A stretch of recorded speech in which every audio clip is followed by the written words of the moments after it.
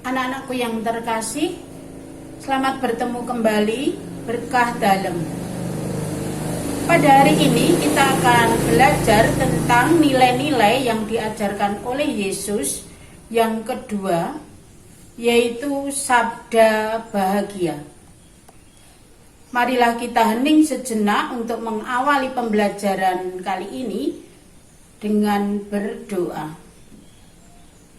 Atas nama Bapa dan Putera dan Roh Kudus. Amin. Allah yang Maha Kasih, puji dan syukur kami haturkan kepadamu karena hari ini masih Kau beri kesempatan untuk bertemu kembali, dan kami akan belajar mengenai 8 sabda bahagia yang menjadi pengajaranmu yang pertama. Bagaimana kami hidup sesuai dengan kehendak-Mu adalah berpolakan 8 sabda bahagia ini. Tuhan, kami tahu bahwa Engkau menghendaki kami hidup berbahagia.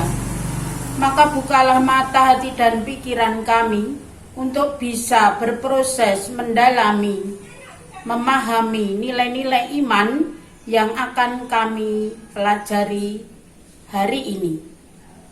Untuk itu Tuhan, kami serahkan diri kami masing-masing, hadirlah dalam diri kami untuk memimpin kami, sehingga kami bisa meresapkan nilai-nilai iman ini ke dalam hati kami, dan mampu kami wujudkan di dalam kehidupan sehari-hari bersama yang lain. Doa ini kami haturkan kepadamu demi kemuliaan nama-Mu, kini dan sepanjang segala masa. Amin. Atas nama Bapa dan Putera dan Roh Kudus. Amin. Anak-anakku yang terkasih, setelah kita berdoa, siapkan pikiran dan hatimu untuk pembelajaran kali ini. Tatalah hatimu agar senang dalam belajar. Ibu guru akan menyampaikan kompetensi dasar yang mau dicapai pada pembelajaran 8 sabda bahagia ini. Yang pertama, kompetensi sikap spiritual, yaitu beriman akan Yesus yang memperjuangkan nilai-nilai kerajaan Allah. Yang kedua, sikap sosial, percaya diri dalam mewujudkan nilai-nilai kerajaan Allah yang diperjuangkan Yesus Kristus. Yang ketiga, pengetahuan, yaitu memahami nilai-nilai kerajaan Allah untuk mengembangkan hidup bersama. Dan yang keempat, keterampilan, yaitu melakukan aktivitas, misalnya menemukan dan menuliskan ayat kitab suci dan menghias ayat kitab suci, ataupun membuat moto hidup yang berhubungan dengan nilai-nilai kerajaan Allah demi hidup bersama yang lebih baik. Sedangkan indikator pencapaian kompetensi yang mau dicapai adalah 1. Mengimani akan Yesus Kristus yang memperjuangkan nilai-nilai kerajaan Allah. 2. Memiliki sikap disiplin dan percaya diri dalam mewujudkan nilai-nilai kerajaan Allah yang diperjuangkan oleh Yesus. 3. Menjelaskan alasan setiap orang ingin hidup bahagia. 4. Menjelaskan arti bahagia pada umumnya. 5. Menjelaskan arti bahagia menurut Yesus berdasarkan kitab suci Injil Matius 5 ayat 1 sampai 12. 6. menjelaskan maksud Yesus menyampaikan sabda bahagia dalam kitab suci Injil Matius 5 ayat 1 sampai 12. 7. Memaknai sabda bahagia yang berhubungan dengan nilai-nilai kerajaan Allah dalam hidupnya. 8. Menulis indah 8 sabda bahagia pada selembar kertas karton yang dapat dipajang. Anak-anak, perhatikan pelajaran hari ini. Semua orang, baik anak-anak maupun dewasa, pasti menginginkan hidup yang bahagia.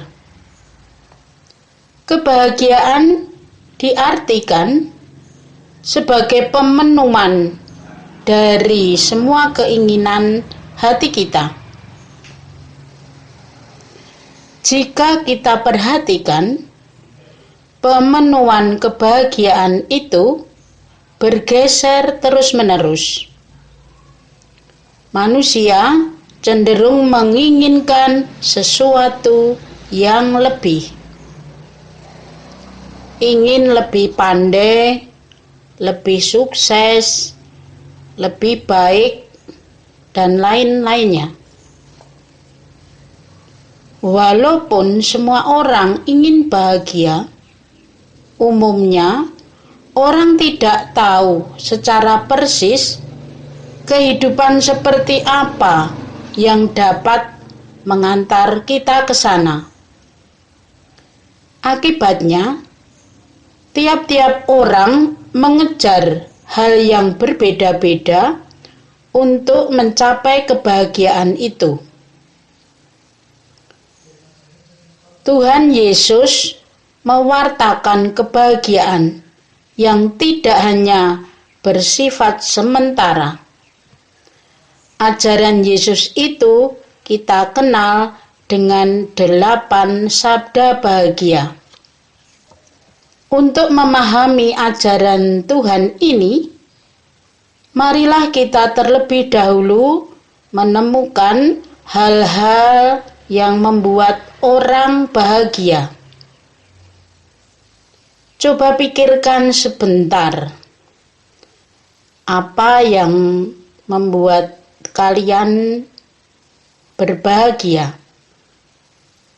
Ada sebagian orang yang mengatakan bahwa saya bahagia kalau punya banyak uang.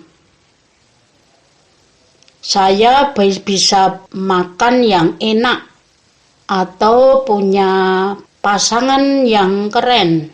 Atau juga ada yang berpendapat dan pendidikan yang tinggi, kesehatan yang prima, dan masih banyak lagi. Pada akhirnya, atas dasar pandangan yang berbeda itu pula lah yang mengakibatkan banyak orang juga melakukan berbagai cara yang berbeda-beda untuk menggapai kebahagiaan itu. Secara umum, orang mengatakan bahwa kebahagiaan diartikan sebagai pemenuhan dari semua keinginan hati kita. Jika segala keinginan kita terpenuhi, maka orang menyatakan diri berbahagia.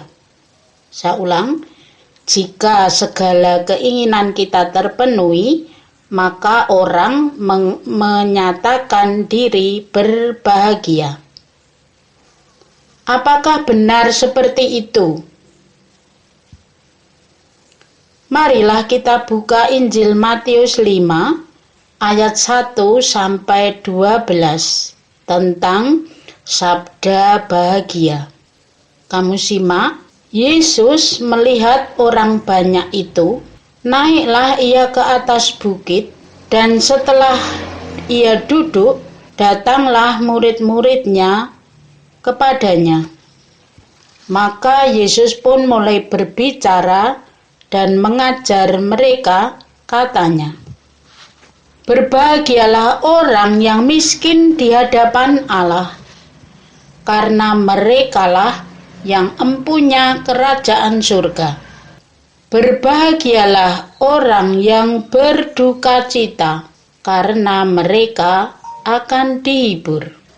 Berbahagialah orang yang lemah lembut, karena mereka akan memperoleh di bumi apa yang dijanjikan Allah.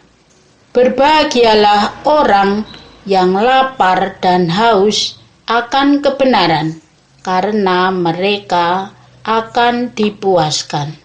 Berbahagialah orang yang murah hatinya, karena mereka akan beroleh kemurahan. Berbahagialah orang yang suci hatinya, karena mereka akan melihat Allah. Berbahagialah orang yang membawa damai, karena mereka akan disebut anak-anak Allah.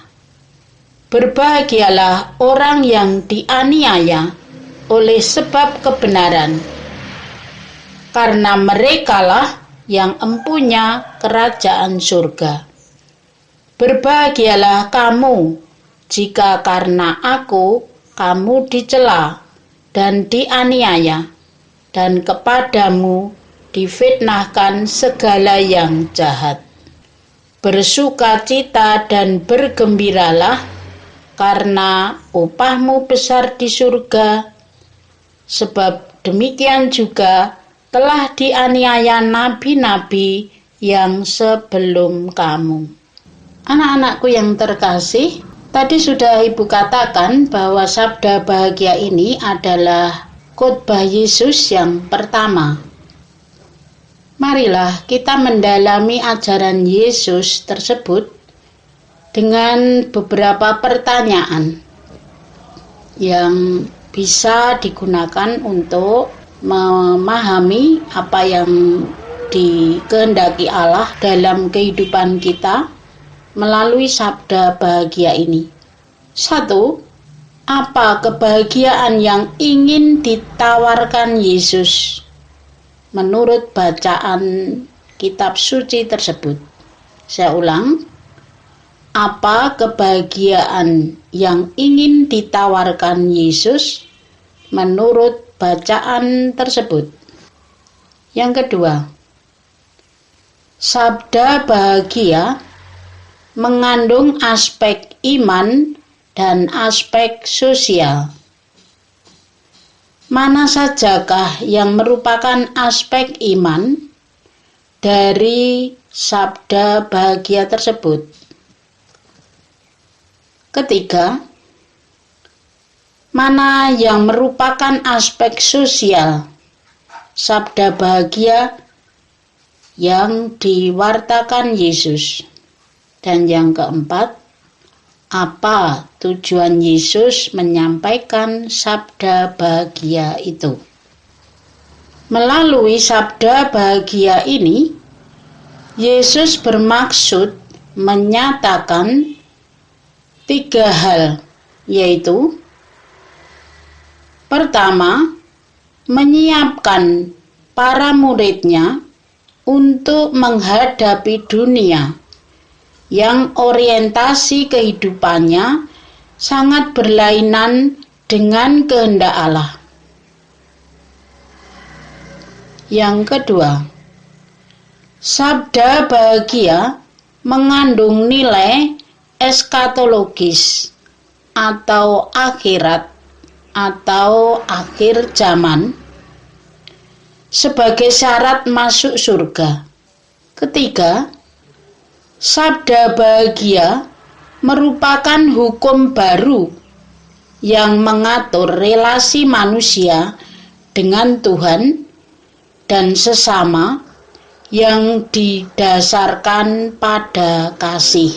kalau kita hubungkan dengan hukum Tuhan yang lain, dalam Perjanjian Lama, Tuhan memberikan 10 hukum, yaitu hukum Dekalog melalui Nabi Musa. Kemudian, dalam Perjanjian Baru ini, Tuhan Yesus mengajarkan hukum kasih, yaitu kasihilah sesamamu manusia seperti dirimu sendiri, dan kasihilah Tuhan Allahmu dengan segenap hatimu, dengan segenap jiwamu, dengan segenap kekuatanmu. Nah, untuk melaksanakan atau untuk bisa melaksanakan hukum Tuhan tersebut, maka oleh Tuhan Yesus diberikan suatu pedoman hidup yang kita kenal dengan 8 sabda bahagia ini. Kita akan lanjutkan. Sabda bahagia mengandung 2 aspek yang mengatur kehidupan manusia, yaitu aspek iman dan aspek sosial. Aspek iman mengandung pemahaman bahwa yang berbahagia adalah orang yang sepenuhnya menyandarkan hidup kepada Allah. Jadi orang yang sepenuhnya menyandarkan hidup kepada Allah. Mereka itu adalah orang miskin. Bukan mereka miskin karena tidak memiliki harta benda, melainkan karena tertindas oleh orang kaya dan kuat. Yang kedua, orang yang berduka cita. Mereka mengharapkan penghiburan yang datang dari Allah. Yang ketiga, orang yang lemah lembut. Orang yang dengan rendah hati menantikan pertolongan dari Tuhan. Dan yang keempat, orang yang lapar dan haus akan kebenaran, karena mereka adalah orang-orang yang rindu dibenarkan oleh Allah. Jadi aspek iman ada 4 orang. Yang kedua, aspek sosial. Dari sudut sosial, orang yang berbahagia menurut Yesus adalah 1. Orang yang murah hati. Artinya, orang yang gemar berbuat kasih kepada sesamanya.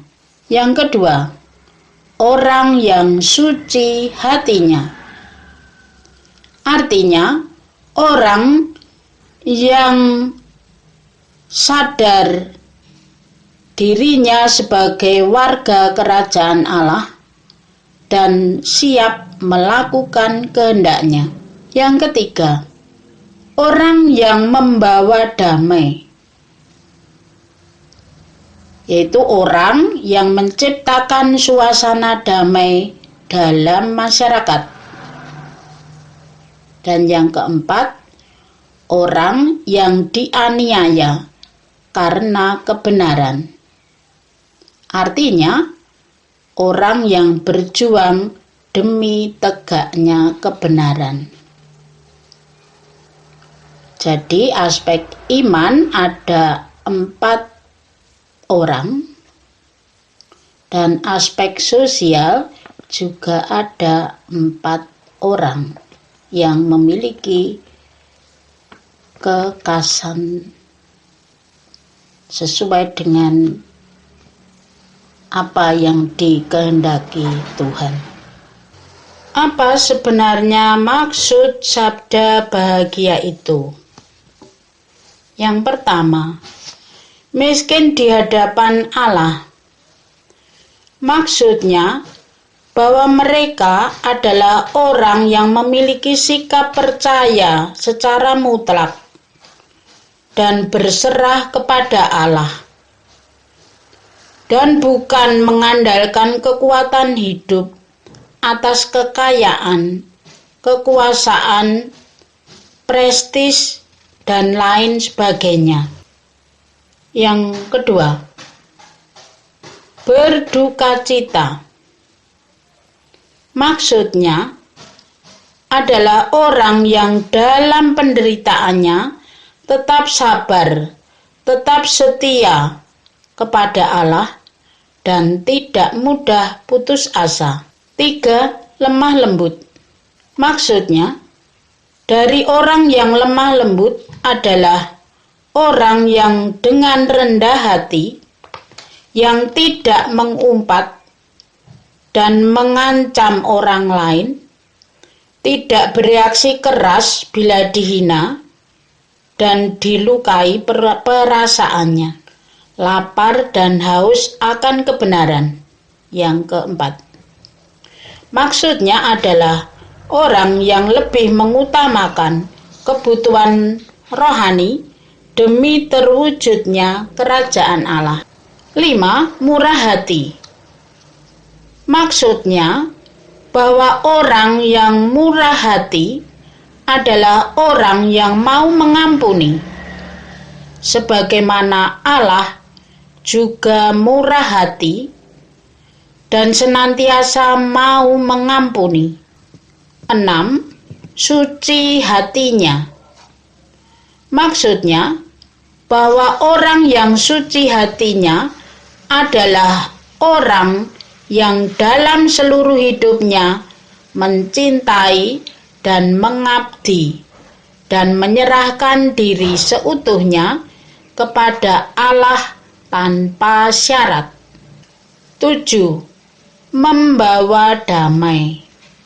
Maksudnya bahwa orang yang membawa damai adalah orang yang bekerja untuk meningkatkan atau menciptakan kesatuan, kerukunan, dan cinta kasih persaudaraan sejati antara manusia. 8. Dianiaya oleh sebab kebenaran. Maksudnya bahwa orang Kristen diajak untuk memperjuangkan kebenaran, sekalipun mereka mendapat berbagai penganiayaan. Selalu setia kepada Kristus, sekalipun mereka mendapat berbagai celaan dan penganiayaan, sebagai bukti bahwa mereka mencintainya. Itulah 8 maksud dari masing-masing sabda bahagia. Anak-anakku yang terkasih, kita akan masuk pada refleksi dan aksi. Tuhan menciptakan manusia sesuai dengan citranya.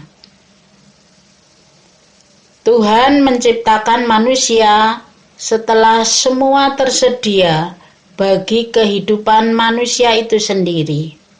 Tuhan menginginkan agar manusia hidup dalam kebahagiaan. Kita pun senantiasa mendambakan kebahagiaan itu. Bagaimana pemahamanmu tentang kebahagiaan? Apakah selama ini kalian merasakan kebahagiaan? Kebahagiaan seperti apa yang ditawarkan Yesus? Kebiasaan seperti apa yang akan kalian usahakan sebagai bentuk penghayatan dan perwujudan atas pelajaran ini? Hasil dari refleksi ini silakan kamu tulis di buku kalian. Lalu kita akan mengadakan evaluasi. Kalian bisa mencatatnya pada pertemuan yang akan datang? Jawaban bisa kalian sampaikan atau kirimkan kepada ibu guru. Yang pertama, jelaskan alasan setiap orang ingin hidup bahagia. Jelaskan alasan setiap orang ingin hidup bahagia. Nomor 2, jelaskan arti bahagia pada umumnya. 3, jelaskan arti bahagia menurut Yesus berdasarkan kitab suci. Matius 5 ayat 1 sampai 12. 4. Siapa sajakah orang-orang yang disebut bahagia oleh Yesus? 5. Jelaskan maksud Yesus menyampaikan sabda bahagia dalam kitab suci. Injil Matius 5 ayat 1 sampai 12.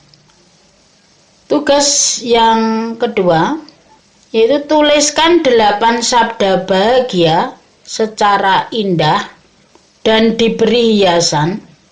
Dibuat di kertas karton untuk dipajang di dinding. Silahkan kalian mengerjakan di rumah. Demikianlah anak-anak pembelajaran hari ini. Mari kita tutup dengan doa. Atas nama Bapa dan anak-anakku sekalian yang terkasih, pelajaran sudah selesai. Mari kita tutup dengan doa. Atas nama Bapa dan Putera dan Roh Kudus. Amin. Ya Tuhan, Allah Bapa kami yang penuh cinta kasih, kembali kami menghaturkan puji dan syukur kepadamu atas kasih dan karunia-Mu. Hari ini kami telah mendalami firman-Mu. Ajarilah kami ya Tuhan, agar kami mampu untuk semakin memahami serta melaksanakan firman-Mu dalam kehidupan sehari-hari.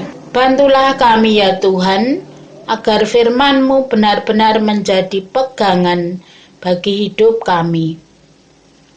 Engkau kami puji ya Tuhan, kini dan sepanjang masa. Amin. Atas nama Bapa dan Putera dan Roh Kudus. Amin.